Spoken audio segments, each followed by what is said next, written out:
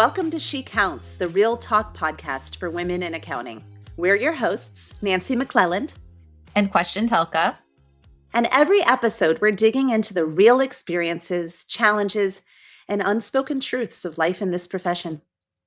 Because if you've ever felt like you're the only one, you're not. And you shouldn't have to figure it out alone.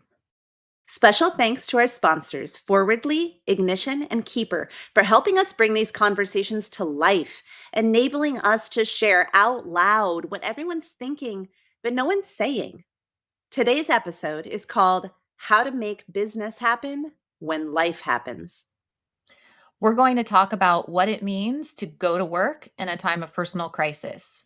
And we love launching each episode with a story. And Nancy, I know you have one to share with us. I sure do, and it's not a happy one. I have had medical problems my entire life because I was born with a severely deformed spine. But it really got bad in July of 2017. And it was so bad that I ended up having seizures on my left leg every time that I would sit down or lie down. It was absolutely horrible. I wanted to die. I can't even And imagine. no, That's it terrible. was, I almost can't imagine. And I lived through it. And it's impossible for me to, sometimes it's impossible for me to believe it really happened. And what I find myself thinking is, thank goodness it happened in July and not during 1099 season or tax season or year-end tax planning sessions. But what a weird thing to be so relieved that something so awful could have been even worse. Question. I will always remember staring at my laptop screen in my hospital room. Now, I couldn't sit down or lie down, right? So I was standing for days on end. Oh my My gosh. husband was trying to figure out how to prop me up so that I could sleep. And no amount of drugs that they gave me worked. Nothing touched it. Here I was standing looking at this laptop screen and everything was just wobbling before my eyes. And I would try to do something because I had to work, right? I run my own firm. I had clients and team members who depend on me. So I would try to do something and then I would switch to one screen and I would forget why I had moved to that new screen. And there was nothing they could do to help me. They eventually actually kicked me out of the hospital with no rehab, no home help. It was absolutely, unquestionably the most miserable time of my life. And it became apparent that it wasn't going to stop anytime soon. And in the end, I did go 107 days without sitting down or lying down, except. Are you kidding me? No, 107 days? I did not know that. Yeah, 107 days. And Wow. I would stand up all day long for all the things. Yes, all of the things. And every night I would, you know how little kids it'll be bedtime and they'll do anything to put it off. I was Yes, like of that. course. I was like that because I knew that I was going to have seizures for like an hour and a half once I lay down. And it was horrible. It was just horrible. And it became apparent that it wasn't going to go away anytime soon. So I ended up reaching out to a local colleague that I had actually sent any of the we don't do tax only. We only do taxes for people whose books we do. And so anybody who would come to me who needed tax only work, I would always refer it to this local colleague. And so I reached out and I told them what was happening. And I ended up just giving away clients that I would have otherwise sold one day. But on the other hand, the colleague was very supportive and matched my pricing for those clients, even in situations where their rates otherwise would have exceeded mine because, they were trying to take care of not just them, but me as well. And they even said to me, they said, we're just going to do this for you, for your folks who are on extension. And if you want them back next year, you can take them back next year. They were Oh, really, yeah, it that's was really, amazing. I mean, I so knew a good part of that story, but I didn't realize some of the details you were sharing and that she did that. That's amazing. Absolutely. And I had quite a few takeaways from it that have really influenced obviously everything that came afterward. It made me realizing that right sizing so that I was no longer supporting the folks who maybe I had taken on earlier in my career, but they weren't a fit anymore. And one example there is ministerial taxes. Because I worked as the accounting supervisor at a theological society when I first moved to Chicago.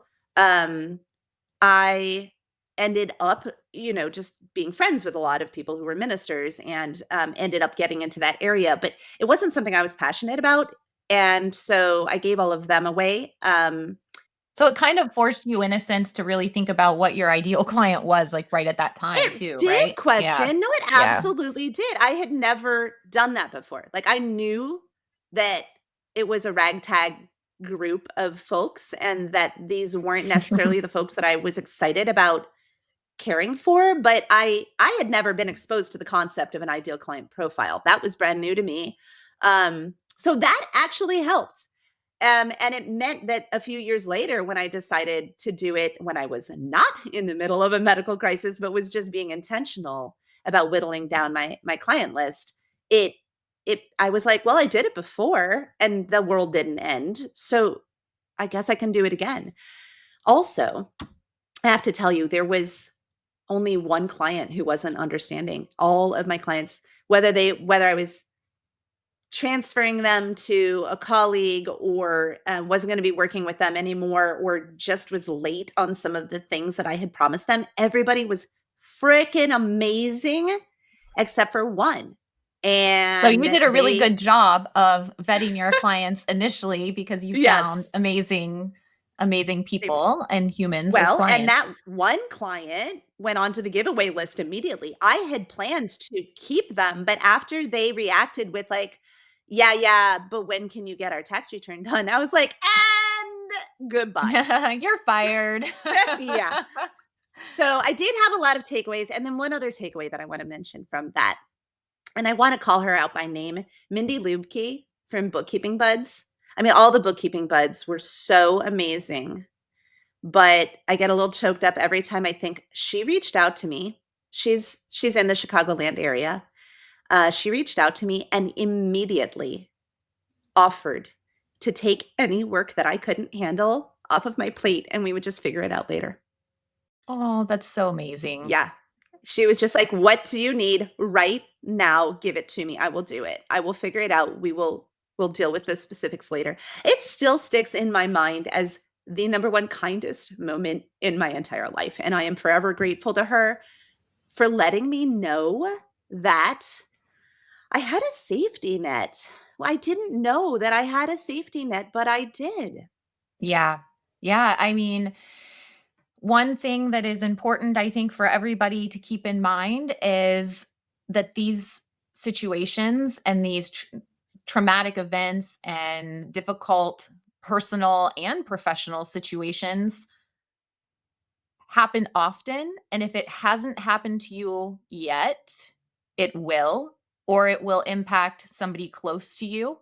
And so I think it's really important to lead with empathy and understand what other people's challenges are, and not just to empathize with them, which is one thing and that's important, but to also show compassion and offer some sort of concrete help so Yes, that, to absolutely. take, because again, community is so important. And when we come together and we provide that support for one another, it just makes life and business so It much absolutely better does. for And I everyone. mean, question, one of the things I learned from my experience is that you never know what someone is going through. Because remember, my odd situation was that I could not sit down or lie down. So I was standing all the time. So people see me standing up. How would they know there's anything wrong with me? Right. Yes. And so Yes. I realized that my horrible situation, it was actually invisible to many people. And so you never know what someone is going through. Well, and I think now it's so much more acceptable than when this happened to you, for example, to share about Mhm. these personal events that are happening and taking place in everybody's lives, and to be open and honest and transparent about what's happening. And there's less, I mean, there's still pressure, there's still a lot of pressure to keep it all together. And I feel like for us as firm owners, there's pressure to keep it together because we need to for our clients and our people. But working in a larger firm, I think there's a lot of pressure to always come across as professional and to not have emotions and to not lean into our humanity, which is unfortunate. But And it is one of the reasons that I have never worked for a big firm, because that's not me. You know, you talk about how it's more acceptable now to share this kind of thing. I have always been a, some people would call it an oversharer. I correct people when they my friend Valerie Heckman was texting our group some stuff that happened to her the other day, and she said, "Well, I'm sorry to overshare." And I said, "Girl, it's not called oversharing. It's just called sharing, and it's what we do for each other."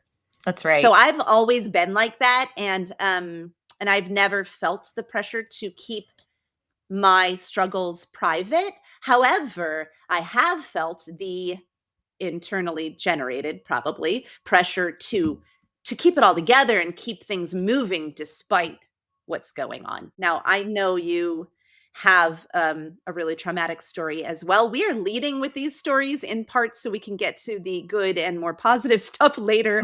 Um, but it's important that you know there are some horrible stories out there. So, you know, when you are thinking about your own story, you are not alone. Alone. You are Yeah, not alone. So, question, absolutely not. please tell us what happened. Yeah, I will. Well, first, I'll go back to what you were saying about how, before I tell the story, about how you were, you've not been in a big firm and you've always kind of been an oversharer. I haven't been, but I am more so now. And I think it's after having had some of things happen to me, I started to I was so emotional about it that I started opening up to people, and then they started sharing their situations with me. So And wait, you're saying like you thought previously that you had to like keep it all in, but then when you were so emotional about this and you had to let it out, and then you would share, and it would actually cause people to then share sort their of return stories. that favor, right? Mhm. Yep, Yeah. and so So then you that started so then I decided that I wanted to do that for somebody else, and so okay. I just kind of share my stories whenever somebody wants to hear them, because I know that it helps, because people can relate to it, because it is Absolutely. just it's happening to As you everybody. said, if it hasn't happened to you yet, it will. It My will. my business bestie, Melissa Miller Ferguson, had a really traumatic experience and kept it so quiet, and it was just eating her up. And at some point, she had an experience like you where she started letting it out, and it was a very very specific thing that resonated with other parents. Mhm. And Yeah. then she started finding out how many parents had been through this kind of traumatic experience. And she realized, oh my gosh, I owe it to other people to share my story because it gives them permission to share theirs and to recognize that they're not alone. Yeah. Yeah, so what happened to us was, as I mentioned previously, and I'll tell it again quickly, that I have a son that has a um, non-genetic chromosomal abnormality that's extremely rare. So he's had a lot of medical intervention in his life. And last year, he had a very serious medical condition that was not from his syndrome, but caused by a prior surgery that he had had. And he was in the hospital for a month, and Oh he my almost God. died. Yeah, I mean, Uh, it is. I was even like there with you as it was happening. And yet, when I imagine what you were feeling and thinking and going through during that time, I kind of lose my ability to be empathetic because I can be compassionate and Yeah. sympathetic, but I cannot imagine what it would feel like to be in that situation. I cannot. It's interesting because I have seemed to recognize that when So when he was born, that was also extremely traumatic because we didn't know if he was going to survive. We didn't know what was wrong. And he was in the NICU for a long time too. But this, for some reason, I still haven't figured out why yet. It's a work in progress. But I tend to compartmentalize and stuff everything in a box and then deal with it later, because when you are going through that, sometimes that's just what you have to do to keep going. Yeah. And this last year, for some reason, that situation, although in a sense, I think it was the same level of trauma as after he was born, it just nearly broke me. And I was actually speaking to a friend yesterday and I said, I broke. And she said, no, you actually didn't. But if you would have, that's okay. And it would have been understandable, but you But you did didn't. damage. You I didn't didn't. actually break, And the and reason I didn't, yeah, yeah. go ahead. No, I know who you're talking about. That was Shirley Koss, wasn't it? Yes. Yeah. Yes. That was Yes. Shirley. She Yeah, has shared similar things with me. She always knows the right thing to say. she does. She does. When she say, "But you didn't," when she said, "But you didn't break," um, I feel like one of the lessons, and I know we want to talk about this a little more later, but one of the lessons there is you didn't give yourself permission to break. No, I didn't. But part of the reason I didn't give myself permission, because I didn't feel like I had a choice, number one. But the second was, thankfully, I also had a really incredible support system and community Yeah. that really, I mean, our community, my family, friends, everybody just rose to help us. And that is the so important to me, to provide that for someone else or in the same or similar situation. But that's a huge takeaway for me, is just like having that support system and being that support system for others. And no matter how much you plan, you can't always, you know, trauma just happens no matter how many plans you make. Sometimes trauma is just traumatic. That's right. It's the only, yeah, it just is, and it's not something that you can plan for. So I would love to know, what, when you were going through this, like, what could be have been done for you, what can we do for others so that nobody feels alone when they're dealing with these inevitable life events that we have. Yeah, I'm really glad that we're leading with what can we do for others. There are a lot of, we're going to cover some practical things that we can do for ourselves in these times, but I feel like if you're going to get one thing out of this episode, it's learning what you can do for others so that no one has to go it alone. Because when you are in that moment of crisis, it is very hard to know what to ask for. It's very hard to know what you need. It's very hard for some people to, even if you know what you need, to get up the courage to ask for it. So if we're being proactive with the other people in our lives, if we're looking for signs that somebody might be struggling, let's do something about it. One of the things I was talking about with there's a there's I have a few friends who are so positive. They always see the bright side of things.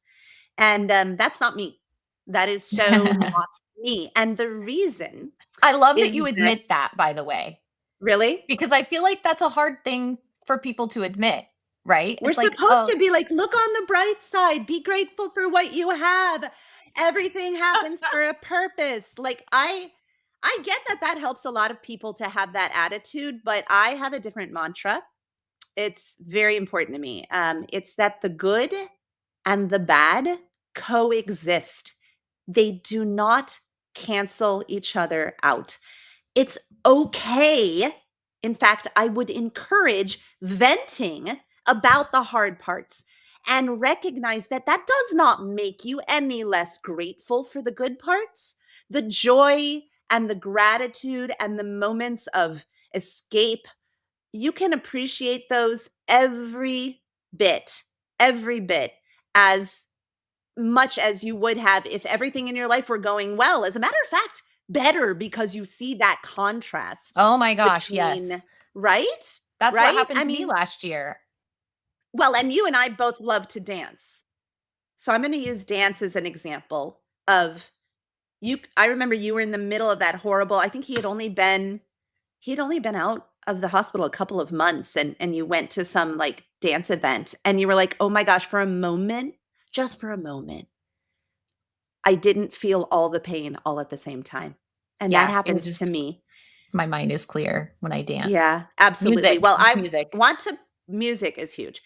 I want to point out your sisters, they are here to validate all of the hard parts and the messy emotions, as well as help you land on the bright side. So we don't want to only be negative and sit in that space and wallow in it and get stuck, but we also don't want to accidentally invalidate people's real experiences just by saying, hey, you got this. You got this, girl. You can do it. Without, it's okay to say you got this, but you got to also acknowledge the hard parts, right? Or give practical solutions or offer to help or just do something you know will be helpful. Because if you don't acknowledge the hard parts, it can actually be really isolating. Positivity alone isn't enough. I agree. I completely agree with you. And, to go back to the conversation and the thought that you brought up about the good and the bad coexisting, that was my experience in the last year. It was the most awful time of my life and personally, but in a professional manner, some of the most amazing accomplishments and goals at the same time. And I remember thinking to myself, I really wish that my personal life was more together right now because I feel like I could enjoy this more. You can enjoy the professional Yeah, validation and more achievements and the great things that were yeah, happening.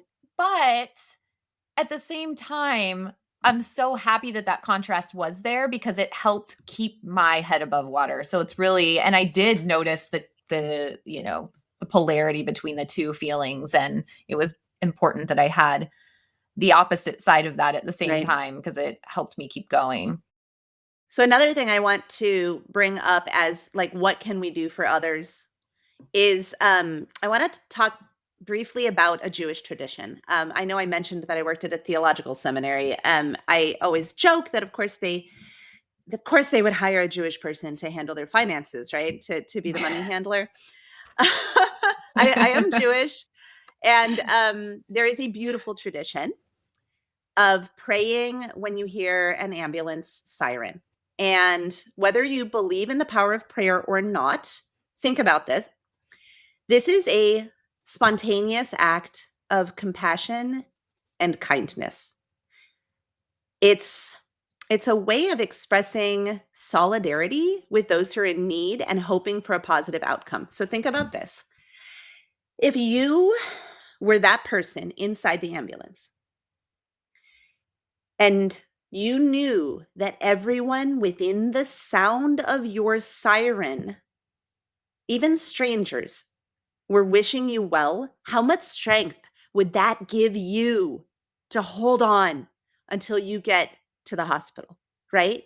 Like Yeah. you knew that all of these people. So I'm gonna sort of I just want to emulate this right now by giving a shout out to our dear friend. I'm not going to give her a shout out by name, but she knows who she is. She's currently battling breast cancer. And we want to let her know that we're all thinking about her. So please, anybody who hears this podcast, pretend that this is the ambulance siren and think about her, send her good energy, or say a prayer for her, or whatever works for you. And then when she hears this, she will know that all of those people were rooting for her. Yes, I love that. That's so amazing.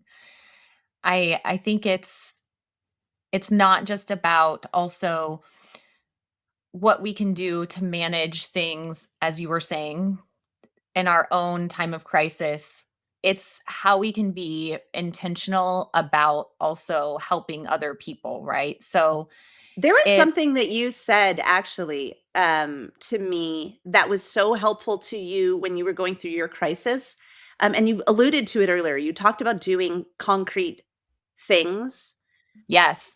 Yeah, I think I know what you're talking about. And that was that, when and you touched on it also, when you're going through something like that, it is so difficult to it's so difficult to tell people what you need. And everyone's Mhm. asking, right? Everyone's like, what do you need? And so something that you can do for somebody when they have that need is just to figure something out on your own, like sending a DoorDash gift card or food or money or gift cards or whatever it may be. Just take it upon yourself to do whatever it is. If you are a member of their team, maybe you know that they've got a deliverable that's coming up soon, and you just go ahead and take care of it, and you say, Yeah. "Don't you worry about that. I've got that client." Or, yeah, you could be like, "Oh, I know you've got that submission coming up. I actually took the liberty of writing an outline for you. Can if you approve this, like I'll go ahead and submit it." I like there think about what you would need in their situation and just do it, right? Yeah. Because I know some people struggle to accept help. Yes, that was the next thing that I was gonna say, is that that's been a huge struggle for me. My mom was telling me yesterday, it was funny, I don't even remember how we got into this conversation, but she's like, some people are just born with certain personality traits. You were born independent and stubborn. And Oh, I almost spit out my water. Yes, that's you. And you know what? Actually, that's not just you, Question. That's me too. And it might Yeah. be all of the overachieving women who are listening to this podcast. A lot of us popped out, just ready to go. Ready to go. Like, we're just going for it. And so asking for help has always been very difficult for me, and I always felt like it meant that I had failed in some way, so Oh, asking for it and accepting it was so hard, but I needed it, and I'm happy that I did, and so I try to give it to others as much as I can when I'm able. so you Um, felt like asking for help made you a failure, or you felt like yes. guilty, or what? I Yes, mean, both. A really? failure, guilty. I don't know where it comes from. That's I assume that amazing. it's the I wanna give you a hug so badly. I wish we were recording this in person. Well, you can give me a hug when I see you next. Okay, that sounds good. You also had talked about, it not being something where you expect anything in return. Yes.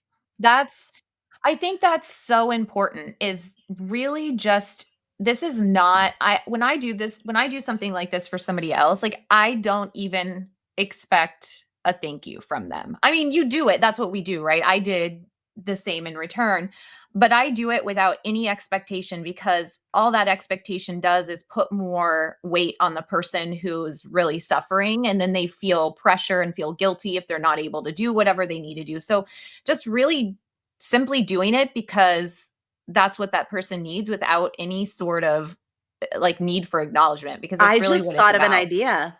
I just Yeah. came up with an idea. We were talking about, like, what can you do for someone to make it easier on them? If you know that that person is going to freak out because they have not been able to say thank you and they want to, even though they know it's not expected, you could be like, I'm gonna write your thank you cards for you. Oh, that's such a That would great be a really one. neat one, wouldn't it? Yeah, it would be really good. That would be a really beautiful Yeah. one. Yeah. And I know that this is one it's a podcast for women in accounting, but we want men to be listening and absorbing and taking this in, and I think that it would be sad if we did not acknowledge some of these things are actually more difficult for men in our culture. I agree. Yeah. Yeah, and I think we need to normalize asking for help for them too. There's like the old joke that men will like not stop and ask for help with directions, and so you'll just Right. Yeah, you'll just this is they'll like just that. go in circles for days Well, before we just they'll gave you directions, so take them, take them. Yeah. Um, let's talk about why this happens in the first place. Why do women in accounting feel sometimes like they cannot pause in a time of crisis? And again, we know it's not limited to women, but we do have some particular challenges here that make it a bit different than men have it. And I want to talk about that. Question, can you start us off with this? Because I know you're sort of emblematic of this next myth. Yes. So I had always had the mindset, I'm actually kind of ashamed to admit it, but I always had the mindset This is and real was talk, right? taught, This is the yeah, this part is where you real admit the talk. things that you're ashamed Admit the to admit. things Go that for it it. was like, I just have to, we have to suck it up. You have to suck it up. Something's hard. You have to push through and, you know, keep going and So suck you it were up. And raised were you I was raised raised that that way? way. Yeah. Okay. Yeah. I mean, my mom is very strong and, um, had a challenging life. And so I was just kind of, this is what you do. And I think it's partially possibly a generational thing as well. I mean, I don't The know that for concept sure, but of yes. pushing through and just making it happen regardless. Yeah, I mean, in part, you think about what some older generations really actually had to go through compared to what some of the younger, like mine. And so I think there's that had been that's kind of this mindset that I had had for a long time. And then last year, like I said, I almost broke. And that was when I was like, you know what? I just there is no more suck it up. Like I'm done. I cannot So, suck like, it up instead of being anymore. like, "I got this, I got this, I got this, I got this," you were like, I don't got this. I don't got this. I I don't don't got got this. this." I don't got this. Yeah. Well, And you know what? I think that it just to validate that, like we develop compassion for others when we start to see how isolating that can be and admit that you don't have to push through. You can break. What's that? I saw that meme. It is so funny. Tacos break too, and we love them. I do love It's okay tacos. if you Yeah. break because you've we're gonna help you pick those crumbs up. I There's a want really to No, go ahead. You go for it. I was going to say that there is a great piece of data that the American Psychological Association defines resilience not as pushing through, but as the ability to adapt, recover, and what we were saying, ask for help. Ask for help. Yeah. So it really requires resilience requires recalibration. And Yeah. I think that is so important. And actually, we're going to be having a panel at Bridging the Gap talking about resilience and building resilience in your personal life as well as your business because it's so important. And because my mind has been completely changed that suck it up is the way to go. Yeah, yeah, no kidding. Well, I'm gonna quote some more data because in Accounting Today in 2022, they did a survey and it turns out 41% of female CPAs who experienced personal loss, they said they delayed taking time off because they did not want to avoid or they did not want to be seen as weak. They wanted to avoid being seen as weak. And 76% later regretted not stepping back sooner. So that it's the suck it up mentality, but it is not the Hmm. only reason that we do this. We also are perfectionists, a lot of us, Yes. right? And we get into that trap, like we have to be the reliable person or the reliable one. And Hmm. when you have something that you're going through that's traumatic, it's difficult to maintain perfectionism. It's not just difficult, it's impossible, to be Yeah, I mean, honest. it's impossible to maintain perfectionism on a good day. Like on my best Yeah. day, I'm still not perfect. And so, like, Are you you know, sure? I don't know. You seem pretty perfect. I mean, I'm pretty amazing, but I'm not perfect. Oh, Yeah, like it this is I think a socially prescribed perfectionism and Lynette Connell is actually going to be on that panel with you at Bridging the Gap and she's that's right. known as the burnout bestie. Please follow her on socials cuz boy does she have some great content. And she has pointed out numerous times that like socially prescribed perfectionism, this is a known predictor of burnout. And the International Journal of Accounting and Finance found that 68% of female accountants reported this like sense of being expected to never make mistakes. 68% were felt like they were expected never to make mistakes. I mean, it doesn't make sense. We know logically it doesn't make sense, but it's really, really hard. It's a defensive behavior. It's driven Well, by and fear it's of funny judgment. because we feel like we have to be perfect and we can't make mistakes, but I have absolutely zero expectation of anybody else to Yes, do that or to be that. exactly. So it's really interesting that we have that expectation of ourselves and Without often having it not of others. exactly. Yeah. Yeah. Brene Brown actually did a bunch of research on vulnerability and shame. I'm sure you're familiar with a lot of that. Hmm. And so, but if that's a topic that you're interested in diving into more, that's somebody I would definitely look up. Yeah. Brene Brown's great. You just said, this leads me to our next point here about why this is happening. You pointed out that with this sort of socially prescribed perfectionism, that in general, we think that that is an expectation of us, but we don't actually expect that of other people. And so that gap between these internal versus external expectations during a crisis, sometimes the loudest pressure, it's not coming from your clients, it's coming from inside your own head.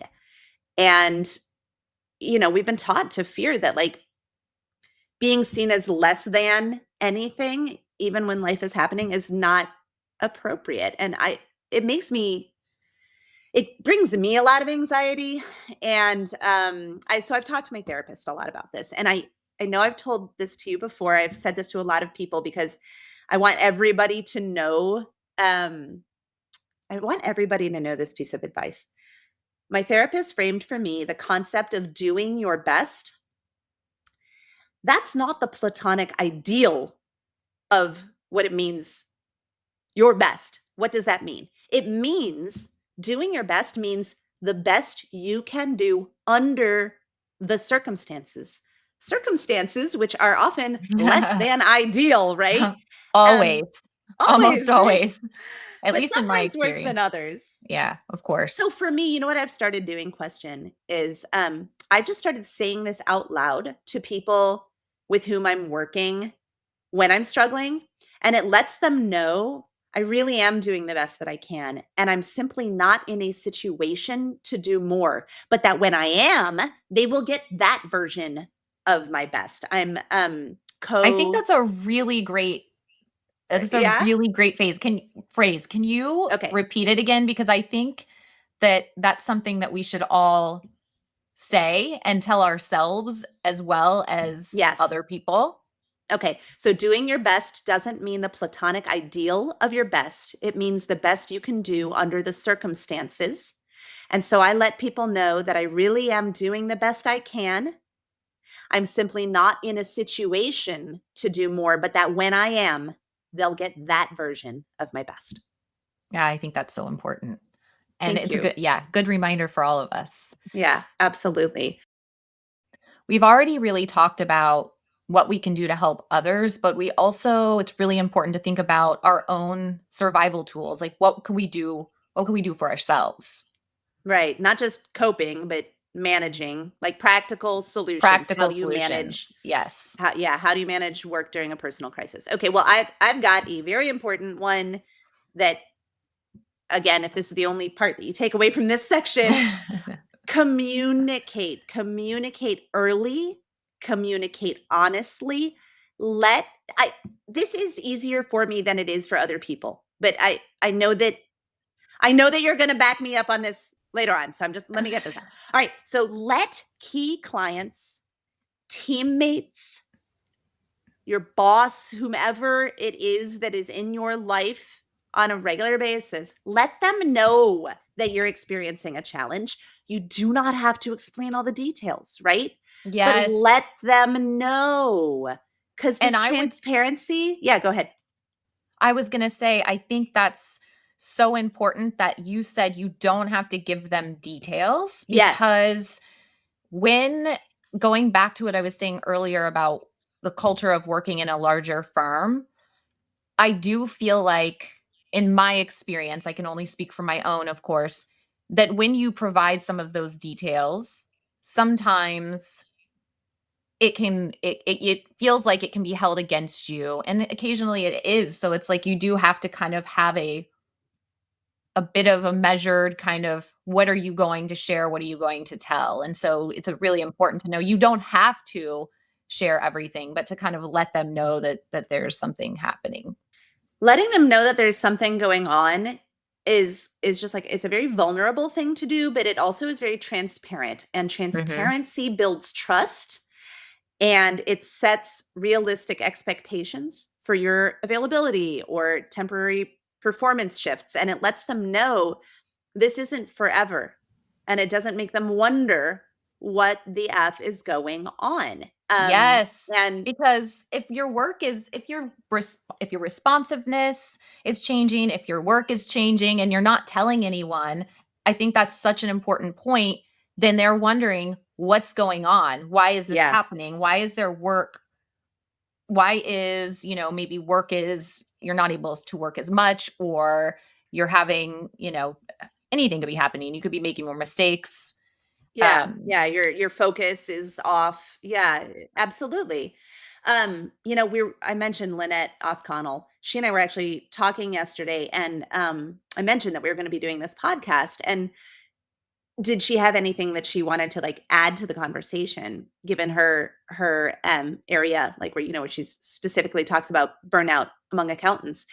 And she said that we underestimate how much our work family cares about us.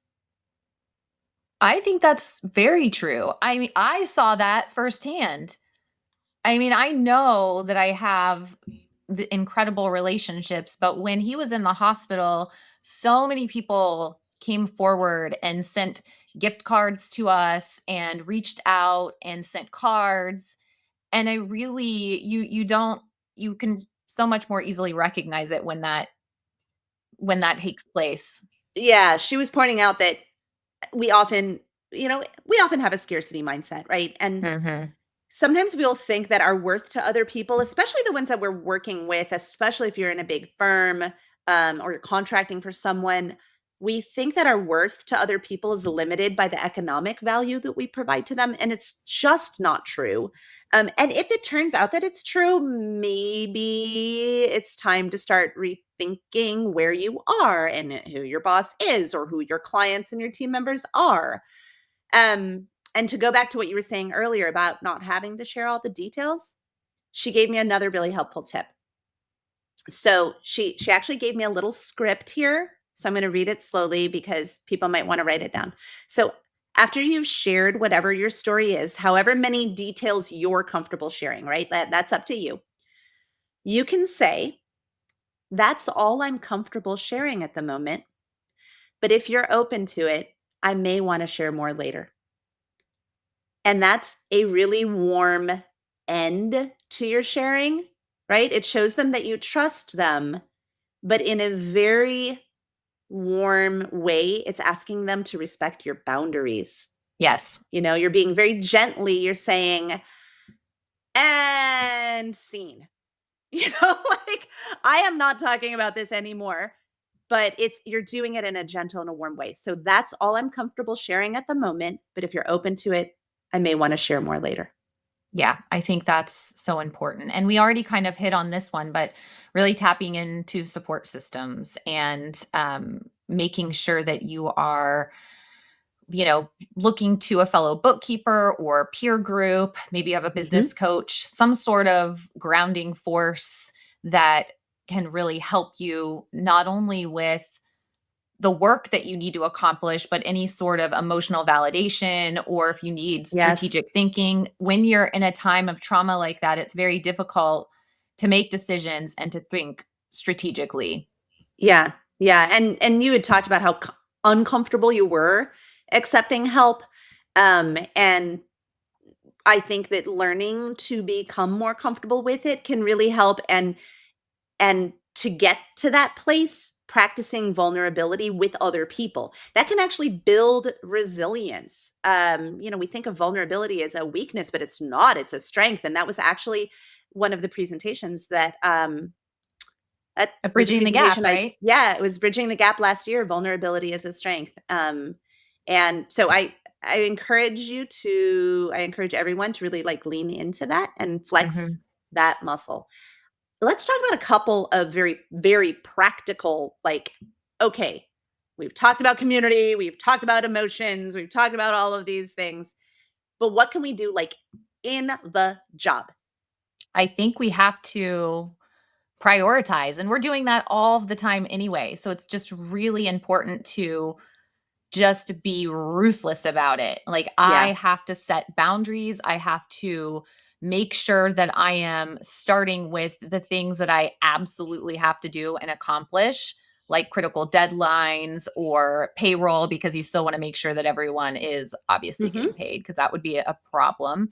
And then determine what are some of the things that can wait for a little while, maybe some internal projects or long term planning. And then what else? What else can we do? What we can delegate. We can delegate, right? So you've got your must do. Pretend you're an emergency room doctor. You've got your must do. You're Stop the triaging. bleeding. Yes, it's triage thinking. Stop the bleeding. Save the patient's life, right? Like the Yes. must do. And then you've got, like you said, the can wait. What can wait that we think is really important? I keep saying, "Oh, I've got to put together my speaker kit." No, I don't have to. I don't have to do that today. Not today, I don't have to. It can Yeah. wait. And then that delegating. Delegate it or drop it. It's okay to just decide, you know what? I'm cutting scope. Focus only on what's But you like absolutely have to. legally Yeah. required or what's moving the needle, and that's it. And I think that for me, we talk a lot in this podcast about how we're all works in progress and we don't have it all figured out. Here's the hardest part for me, that I just don't have it figured out. Clients, colleagues, and team members can be really supportive, but we're in accounting. Deadlines. Deadlines Yes. are Deadlines. deadlines. They're I real. I have never figured out how to manage that. People can say, "Oh, well, your health comes first," but like, what do you have if your clients can't depend on you for their deadlines? And also, where is your paycheck coming from? Especially self-employed people. I don't get PTO, I right? wish, right? I Yeah. wish. So if anyone has suggestions in these areas, I know there are going to be some folks who are talking about this at Bridging the Gap this year. Please sign up for that conference. It is my very favorite conference. We're going to be talking about a lot of these things. But if anyone has suggestions in these areas, please share them with us because, Yes, as I've said because many times, we we're don't still have it figuring figured it out. out. Well, in this one, this episode, and particularly this topic, and I feel like it's because it's so top of mind for me because it's been happening so recently. Like, I do not have it figured out. And I am Yeah. not here. Like, I'm sharing things, we're sharing our stories and we're sharing things that have worked for us, but We're by no stretch excited of the for you imagine. to Yeah. tell us Yeah. what is working for you as well, and we can crowdsource this, right? So there's one other Absolutely. super hyper practical tip that I was not able to lean on in 2017 when this happened. And then I was able to lean on it this January when I had a personal crisis with my mother's health. And that is systems, templates, and automation. Question, you were talking about how during a crisis, like it's hard to make decisions. Almost, Mm, yeah, it's impossible. It's like, and you're making so many decisions that you have decision fatigue from the crisis. exactly. So Yes. making decisions outside of that is very complicated and So very that's difficult to called do. cognitive bandwidth. Yeah. We And you actually have have, none yes. in that So time. what that means is like if your life were scripted, you could just keep reading from the script. So lean hard on SOPs, task management tools, saved like email response templates and recurring automations like invoice reminders or, one of our sponsors, Keeper, they've got this was huge for us is sending out regular reminders to our clients when they have not answered all of the questions that we have for them. Those go out automatically now. And so this reduces decision fatigue. It helps you operate on autopilot when needed. But here's the problem. Remember, I said I didn't have that in 2017. No, I'm still, it's Yeah. a work in progress for me always. Yeah. So the problem here is that you already have to have them in place when you disappear. Have you heard that quote about wills? I don't think so. So a will is a document where the moment that you need it, that's exactly when it's too late to make it. Oh, yeah. Yeah, it's just like the saying, it's the you're like, "Oh, it's, whatever you found is in the last place you looked." Yeah, right? Yeah. Right. So, to this end, Jennifer Diamond is going to be presenting. It's actually a topic she's known for presenting numerous times, which I think it used to be called like "I'm dead, now what?" But it, It's a it's great got a title. new name. It's got a new name now. She's actually co-presenting it this year with Brittany Malador, who many of you know went through some pretty traumatic stuff of her own. So Brittany is kind of going to offer the real life examples to go along with these contingency plans that Diamond's going to be talking about. And so this is at Scaling New Heights in June. And the session is called Safeguarding Your Firm, Planning for Unplanned Absences. And that's something, Amazing. if you're not going to Scaling New Heights, you need to sign up. And if you are going, once you've already signed up, please put that one on there. I am bummed that I had to miss it the last time that it was offered. And my bestie, my business bestie, Melissa Miller Ferguson, told me how amazing it was. And actually, it was because of her telling me how amazing it was that um, this past fall, my husband came with me to the bank to get him on my business account as a signatory, because what happens if something Mm, happens to me yeah. and he's got to take care of stuff moving forward. So, Yeah, that's right. I know, it's always important to have. And I had to do some of that as well, making yeah. sure that somebody had access if they needed it to passwords and client information. And Hmm. that was Absolutely. something that came up. My team definitely had to just kind of pick up and run with it Yeah. because there Yeah. wasn't a whole lot in place, to be fair, when that happens. Yeah. So So, just to drive these points home from someone who's recently been there, done that, Erin Pohan had a really great LinkedIn post on what she calls, quote unquote, the scariest part of running a firm. And she has a list there of like, her takeaways. And so I encourage you to follow her on LinkedIn and look up that post. yeah, it's a good one. Yeah. So what else can we ask our audience to do to help us out? We I talked about think how we we can. we don't have it all figured out, right?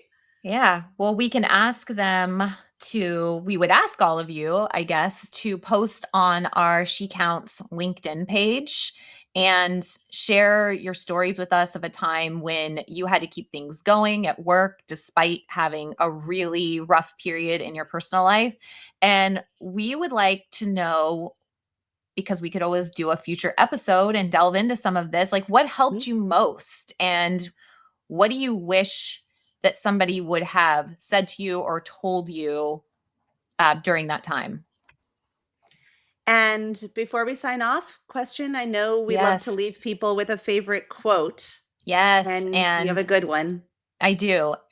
The only way around is through.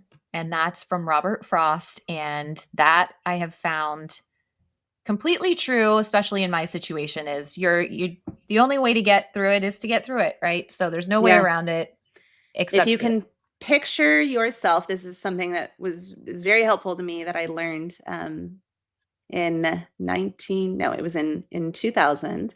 A friend said to me that they sometimes picture themselves on the other end of that through.